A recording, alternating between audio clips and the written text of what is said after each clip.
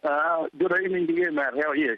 Absolutely buzzing, Peter. But in many ways, it's sorry times that we speak to you, and a lot of people in the UK won't really even understand what's going on down there in Australia racing, because really all that we hear is just about every other day another trainer is being disqualified for this substance, cobalt. So, Peter, what's been going on in your country? The racing industry seems to have gone mad. What's going on?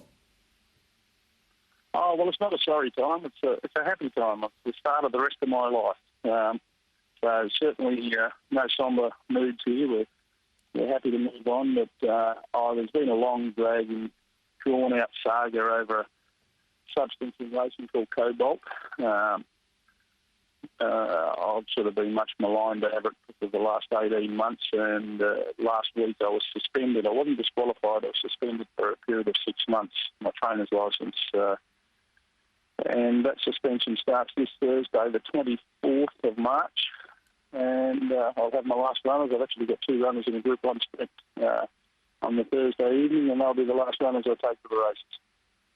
I mean, I've heard, or at least I've read, obviously, because I do an enormous amount of research, Peter, statements from you. I've not really heard you actually speak much about this topic. I mean, I find it hard to believe that you mean what you're saying, that you are going to walk away from this sport. In a year's time or 2 years' time, in reality, are we going to see you back, or are you absolutely 100% this is the end of Moody?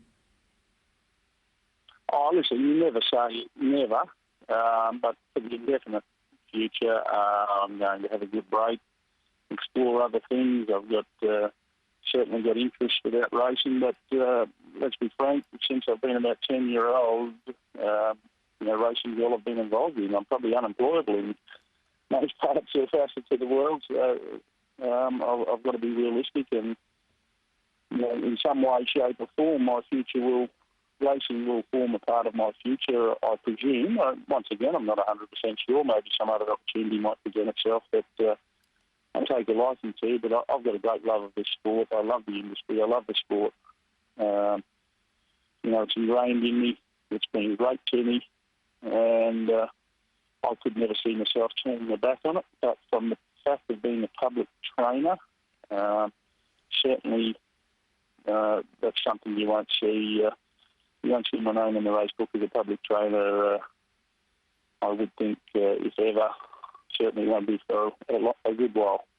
Can I just ask you a couple of questions in general terms, Peter, and then we'll come back to your case. As I said, other trainers have been found guilty of intentionally giving a horse cobalt, which in layman's terms over here, we would understand to be something similar to EPO, which has been found in other sports and caused problems in other sports. Other trainers have been found. You were found guilty of unintentionally administering this substance to a horse called Ladari. The threshold was quite high, though, wasn't it? It was like double the amount that it should have been. How did this happen? How was cobalt even around? Well, the reason I was found guilty of basically unintentionally administering cobalt is a naturally occurring substance within the horse's system, and cobalt is in the physical makeup of nearly all our supplementations and the majority of our feeds. Now, I'm not sure about the Northern Hemisphere, but cobalt is a very important mineral within the animal and a lot of animals, and particularly in this part of the world, cattle and sheep, which are a massive part of our agricultural industry. You've got to feed strong supplementations of cobalt to maintain the levels or a healthy level with the horse's system. Now, that's not the case with horses, but obviously everything we associate with agricultural animals, there's a lot of crossover, and a lot of the things we do with horses, it's similar to our grain feeds and our dietary requirements require that, along with a lot of our natural supplementations, like things as simple as a B12 vitamin contains a lot of cobalt. And what was found to have happened in my case, and there has been cases where there has been intentional use of cobalt, but I still can't see any real value. No one's ever proved that cobalt's of any assistance to horses. But in my case, it was deemed to be caused through supplementation that had experts from all over the world came out and said this is a 1 in 10,000 chance of happening. And in my case, when they looked into what we've been doing and the supplementation that we've been using, it then became an 87% probability. Hence the reason I was found not guilty of administration in the fact of purposely doing it, but I've been found guilty in the part of administrating, I'd say inadvertently, without knowingly doing it. And I've always believed that to be the case because we run a lot of horses. I think there was some $3,000 or $4,000 swab samples of my horses taken over the last decade. There's never been any case of this drug or supplement being found in any of my horses except on this one occasion. So call me unlucky, call me silly for my supplementation program or my management practices, but it was just one of those things. And I'm very glad that even though I'm walking away carrying a charge over my head, it's not a charge of cheating.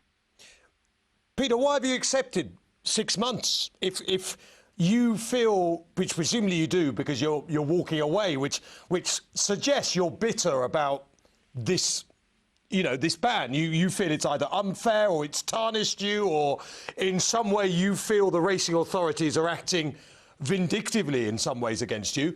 Why accept the ban? Why not fight it?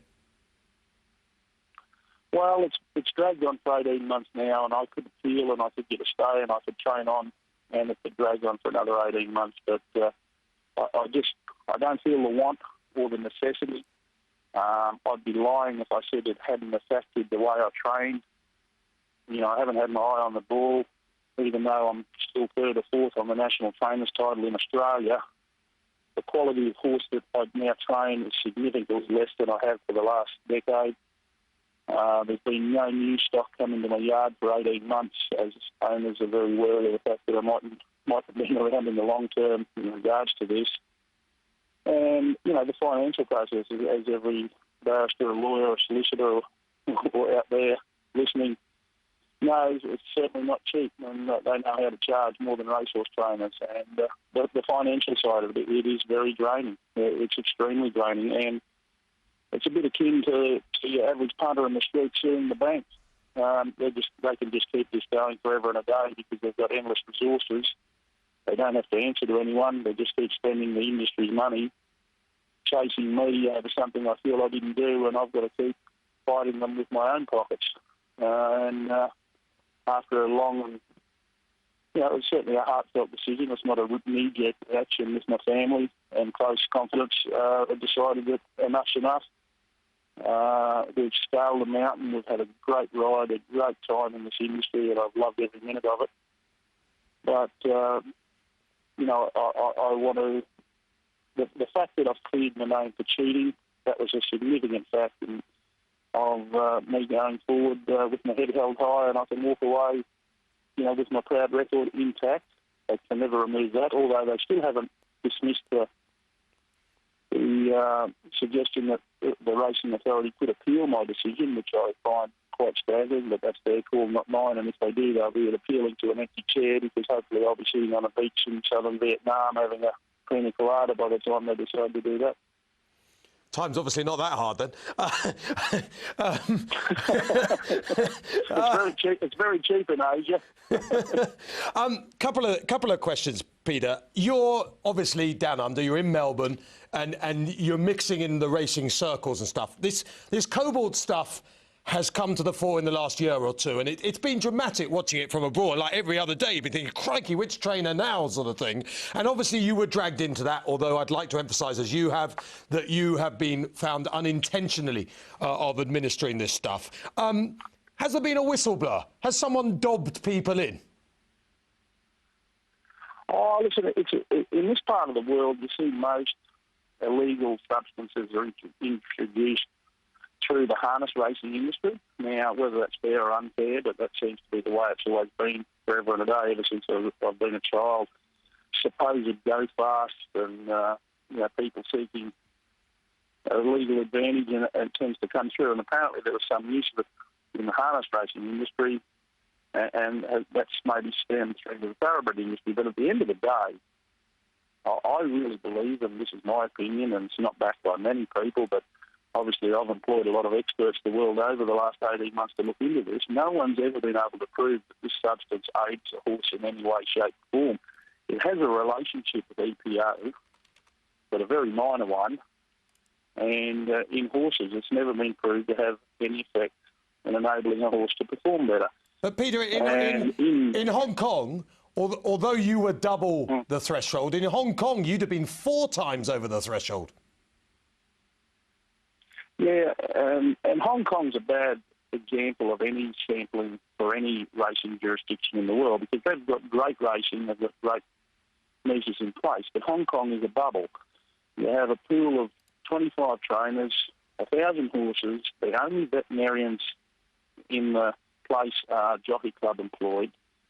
You know, they have a regimented feeding regime. You know, there's restrictions placed on everything. You know, there's no variety. There's no difference between supplementation, vets, feed matters. You know, this is as simple, and it sounds stupid. If you wanted to get the strongest possible reading of cobalt, you would go to a sewage farm. You know, you know, a sewage farm can, you know, the water that's been retreated or whatever they do can then be used to irrigate lucerne crops or grain crops. You know, it's as easy as that to uphold, you know, to bring these cobalt levels up. I really believe authorities here in Australia have made a big thing out of this, and in some facets rightly so, but I think it's been blown out of proportion. They've painted themselves in a corner. They won't come out, and they're bringing, you know, I think they're unfairly bringing racing into question over a substance that is no worse or no better than anything else we do with a horse. Like, Peter, you know, we nail steel to this. For Christ's sake, we give them high-grain diets and rock their system, and this is a naturally occurring substance.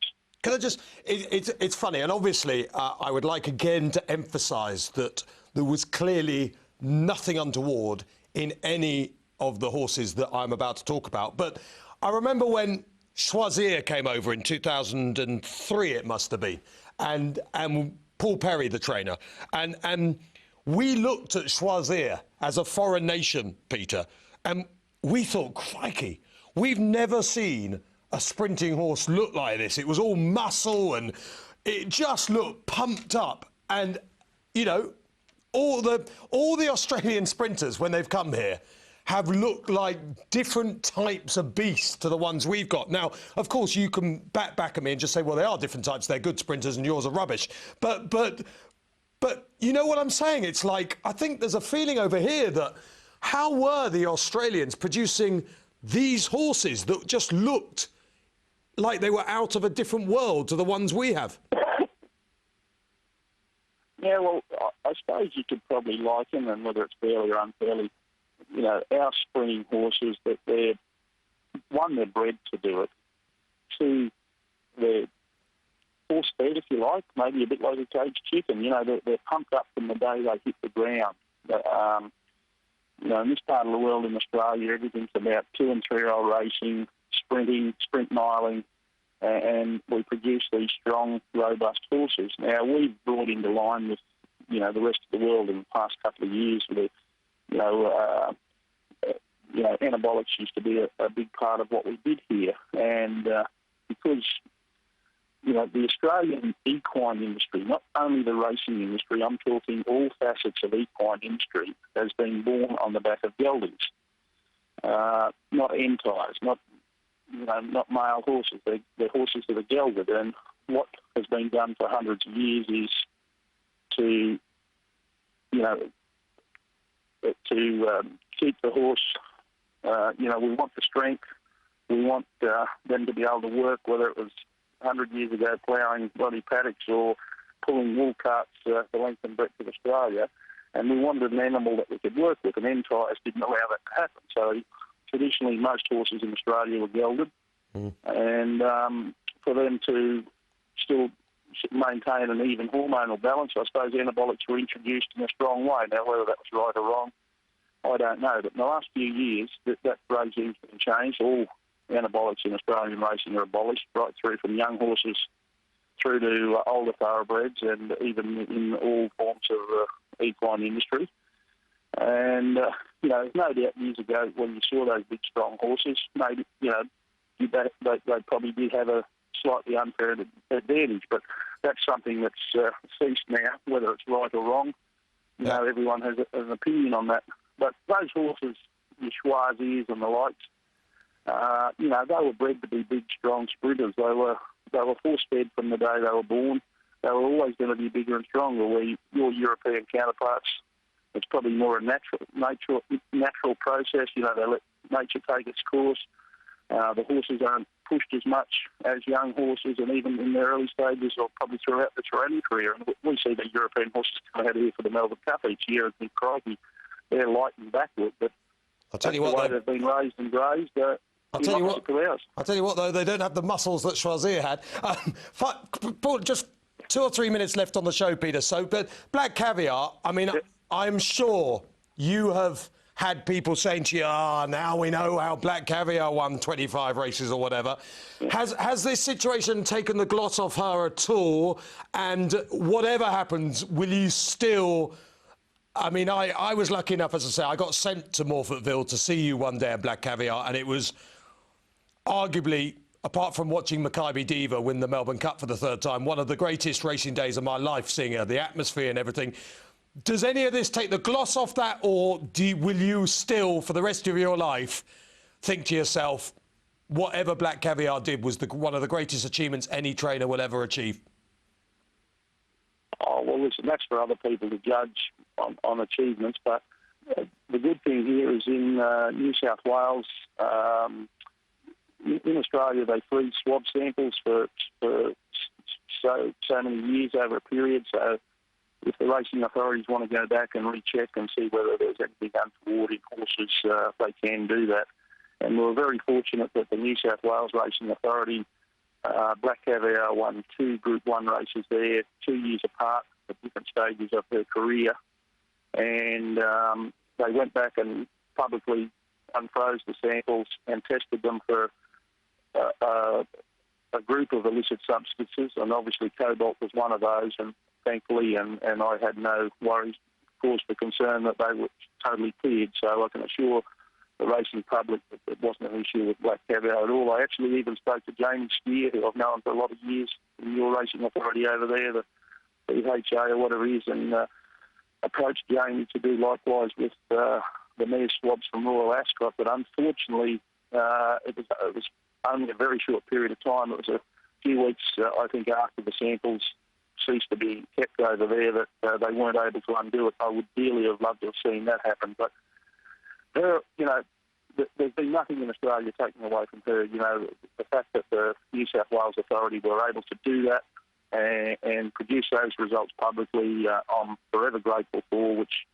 didn't give anyone the opportunity to cast any aspersions on her great career. And that great day at Ascot, with all the drama, jockey easing up, all that, would that, while you're sipping your pina colada in whatever country you choose, will that be a moment that might just sift through the Moody brain?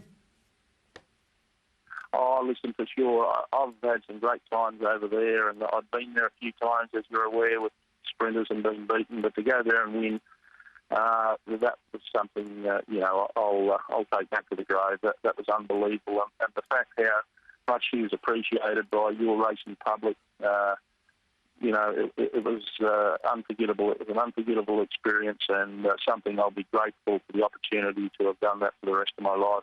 I love your racing over there. I love your participants over there. And now with a little bit more time on my hands, I hope I certainly get an opportunity to get over there and enjoy some more of your racing, as when a lot of your big carnivals are on, aside from Ascot, we're usually racing at sort of greater heights here for ourselves, and that opportunity does present. But would you probably have me knocking on the back door at some stage, Matty, over the next few years, and I'll come and enjoy some of that racing that you've got to offer over there. You can come in the studio anytime you like. Would you come and train here? Oh, listen, this might sound silly. I would never say never. I've always had an ambition where, to see your great trainers come out here and really show us, and listen, in Aussie layman terms, you did pull our pants down when it comes to stayers. But we've been able to do likewise to your European probably counterparts with a sprinkling, a small representation with sprinters.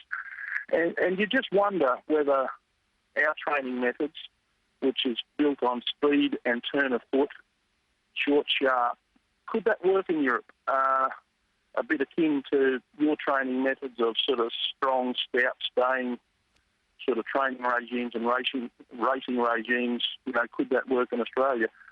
I would love to. Yeah, a dream for me would be to say, well, listen, here's 52-year-olds, do your best, get them up and running and teach them to do sprinting and try our methods there to see if they would work. Listen, I've got no idea if they would. I really don't know. But I reckon it'd be a great experiment, but it'd be an expensive experiment and you'd need someone with a lot of money to do it, and I haven't got that. Well, Peter, whatever happened to I mean, look, as I say, I was extremely privileged to come to Morphettville and drag you. I remember we were sat out, well, it seemed to be in the middle of nowhere, but behind a hotel. We had 2 chairs stuck outside the back of this hotel. I was 3 foot away from you. You abused me. You pommied me throughout the whole session. But the one thing I know is, Pete, one thing I know is I don't fall for this. There is no plan. I don't believe you about that. You're not a man not to have a plan. You'll have a plan, and I don't believe you won't be training again. I think you will be training again because you are an Australian man through and through, and I don't think you'll want to let anyone get the better of you. The rights and wrongs in this case, they can rumble on, but I don't believe you're going to quit forever, and I want to put that on record, and you will be back on this show every year until you are back. That's very kind words, Matty. The only reason I was nasty to you that morning in Adelaide, you were blocking my view of those lovely young joggers that were going past us. But no, I appreciate it. I love racing. I love the participants. I love the sport. It's a wonderful industry the world over. We don't always agree with officialdom, but if we all agreed, it would be too easy. So, listen, I look forward to being a part of the industry going forward. In what manner, what way, shape or form, I've got no idea at this point, but I'm assuring you I'm having a good, indefinite break from being a trainer and looking forward to enjoying some racing from the couch rather than the grandstand for probably the unforeseeable future. The bad news, Peter, is if I ever do that interview again, such is the waistline these days, I'll be blocking out even more. But that is another story. Peter, legend for coming on the show. Fascinating what's going on down there. The racing just seems to be in disarray a little bit about this cobalt. It really is clearly hitting right at the heart of Australian racing. Goodness knows how they'll pull themselves out of it eventually. But whatever happens in the future, thanks for coming on the show tonight and good luck. Very much appreciate it, and it's only one very small facet of the industry that's in a disarray. It's still going very good down here, and I think you'll see some terrific Aussie horses up there come June, July. So thanks for having me on, Matthew, and all the best to your punters and participants over there.